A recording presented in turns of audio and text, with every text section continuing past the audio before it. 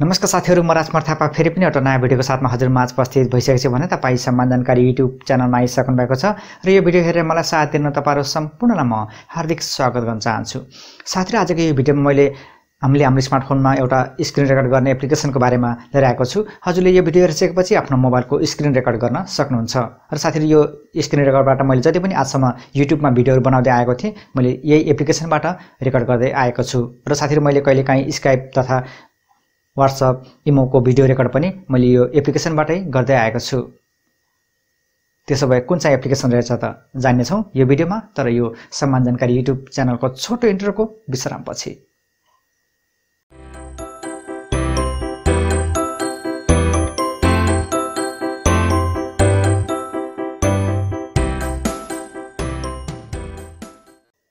साथीहरु, मैले युट्युबको लागि भिडियोहरु बनाउन लागि तथा इमो, फेसबुक मेसेन्जर, स्काइपको भिडियो कल रेकर्ड गर्न लागि प्रयोग गर्ने एप्लिकेसनको नाम हो एजेट स्क्रिन रेकर्डर।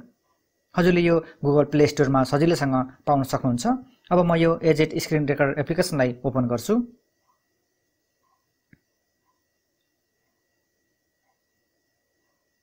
जब हजुरले यो एजेट स्क्रिन रेकर्डर एप्लिकेसनलाई पहिलोचोटि खोल्नुहुन्छ, यहाँ हजुरले यस्तो खालको इन्टरफेस पाउन सक्नुहुन्छ। पहिलो रहेको छ सेटिङ, त्यसपछि स्क्रिनशटको लागि क्यामेराको चिन्ह दिएको छ, त्यसपछि स्क्रिन रेकर्ड गर्नको लागि एउटा भिडियो रेकर्डको जस्तो चिन्ह दिएको छ, त्यसपछि हजुरले लाइभ स्ट्रिम पनि गर्न सक्नुहुन्छ र हजुरले लाइभ स्ट्रिम पनि हेर्न सक्नुहुन्छ। अब हामीले यो एजेट स्क्रिन रेकर्डरमा के सुविधाहरू पाउन सकिन्छ अथवा के फिचरहरू पाउन सकिन्छ त त्यसको लागि म यो सेटिङमा क्लिक गर्छु। जब हामी यो एजेट स्क्रिन रेकर्डर एप्लिकेसनको सेटिङमा आउँछौं, यहाँ हामीले विभिन्न किसिमका फिचरहरू सुविधाहरू पाउने गर्छौं। यहाँ पहिलो सुविधा अन्तर्गत यहाँ युज म्याजिक बटन रहेको छ। यसलाई हजुरले प्रयोग गर्न चाहनुहुन्छ भने हजुरले यसलाई अन गरेर हजुरले यो म्याजिक बटन प्रयोग गर्न सक्नुहुन्छ, तर मैले यो सामान्यतया प्रयोग गर्दिन, म यसलाई अफ नै राख्छु। त्यसपछि अर्को रहेको छ स्टप अप्सन। यो स्टप अप्सन अन्तर्गत यहाँ विभिन्न फिचरहरू दिएको छ। यसलाई हजुरले आफ्नो आवश्यकता अनुसार प्रयोग पनि गर्न सक्नुहुन्छ, जस्तो कि red blinking dot, stop on screen off, stop on sec, enable time limit र टाइम लिमिट गरेर यहाँ स्टप अप्सन अन्तर्गत यहाँ विभिन्न किसिमका फिचरहरू दिएका छन्। त्यसलाई हजुरले प्रयोग गर्न चाहनुहुन्छ भने प्रयोग पनि गर्न सक्नुहुन्छ।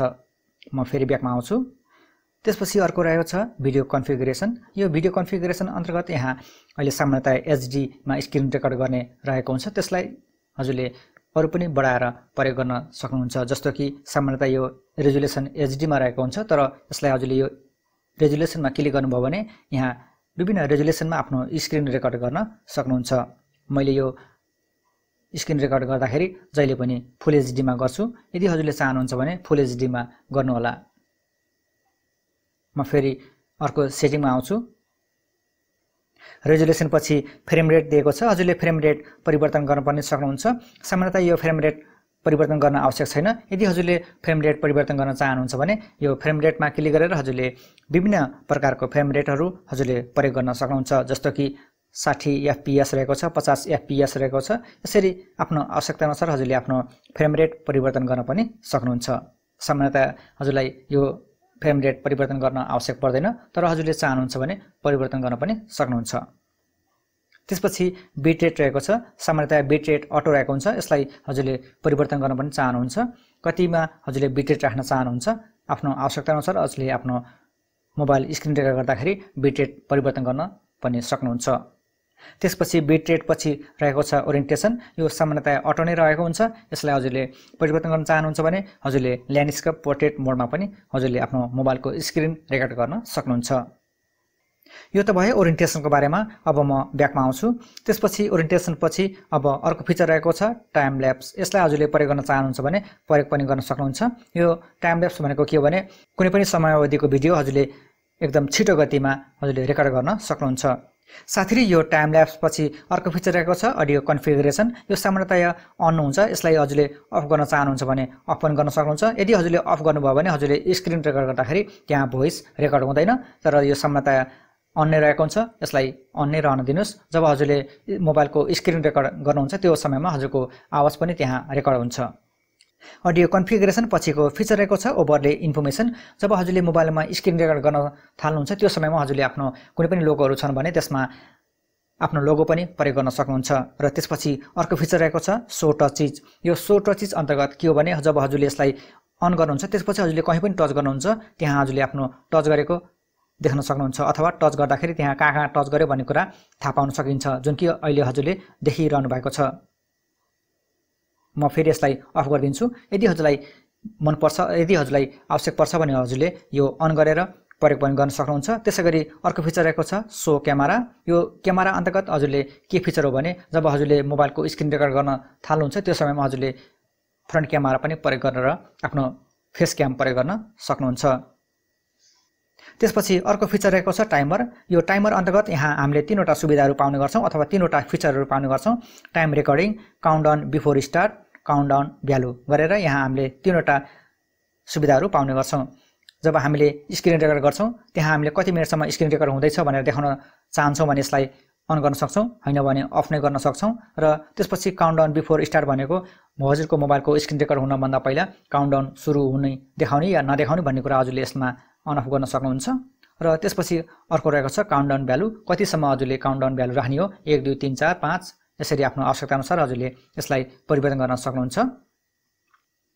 त्यसपछि यहाँ अदर्स फिचर अन्तर्गत remove ad, controller, type, bubbles button, keep, notification exit, disable review, popup गरेर विभिन्न किसिमका फिचरहरू पाउन सक्नुहुन्छ। र हजुरले स्क्रिन रेकर्ड गरेको भिडियो कहाँ हुन्छ भनेर पनि यहाँ हजुरले देख्न सक्नुहुन्छ।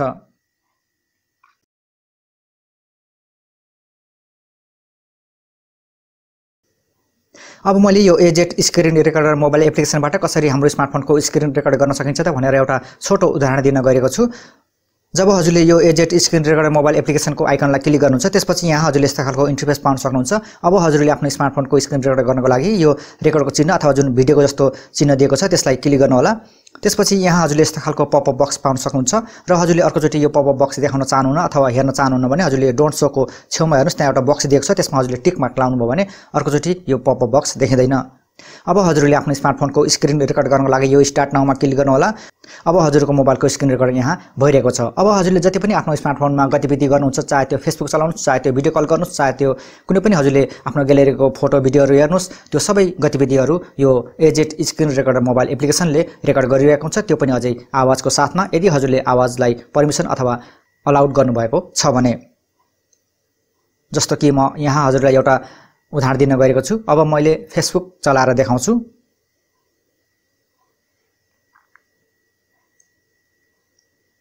अब मैले यहाँ फेसबुक प्रयोग गर्दाखेरि यी सबै गतिविधिहरू यो एजेट स्क्रिन रेकर्डर मोबाइल एप्लिकेसनले रेकर्ड गरिरहेको छ। अब हजुरले आफ्नो स्क्रिन रेकर्डरलाई बन्द गर्नको लागि माथिबाट तलतिर आफ्नो नोटिफिकेसन बारमा हेर्नु होला।